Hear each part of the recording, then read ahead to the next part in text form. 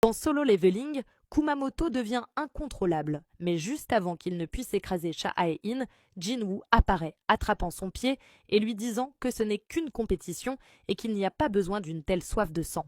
Kumamoto, encore plus furieux, tente d'attraper Jin, mais celui-ci le plaque au sol et dit à Cha qu'il vaut mieux concéder la défaite pour la Corée, puisque Baek Yunho a également été capturé. À ce moment, le traducteur informe Jin que Goto souhaite un combat en 1 contre 1, et merci à Pythagore, Mate et Inky, les 3 derniers abonnés. Jin-woo comprend immédiatement les intentions du chasseur japonais rien qu'en ressentant son aura. Il pense que c'est une bonne occasion de tester sa force après le château des démons. Anekawa informe Goto que Jin accepte son défi, mais seulement s'il se bat à pleine puissance. Goto accepte, notant qu'un soigneur de rang S est présent et ordonne à Shimizu de soigner les blessés, ajoutant « et celui-là aussi » en pointant Jin. Jin baisse la tête et dit « commençons ». Mais avant qu'il ne puisse finir sa phrase, Goto attaque, laissant une traînée de vent derrière lui.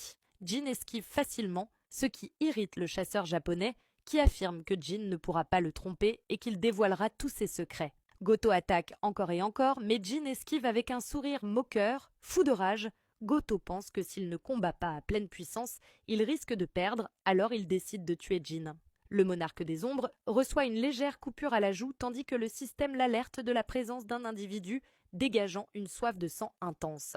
À cet instant, Jin attrape la main de Goto, pensant que s'il joue trop, il pourrait recevoir une quête d'urgence lui ordonnant de tuer le chasseur. Goto dit « Tu penses pouvoir jouer avec moi ?» Jin répond « Je ne sais pas ce que tu racontes, mais le combat serait terminé si je te saisissais le poignet.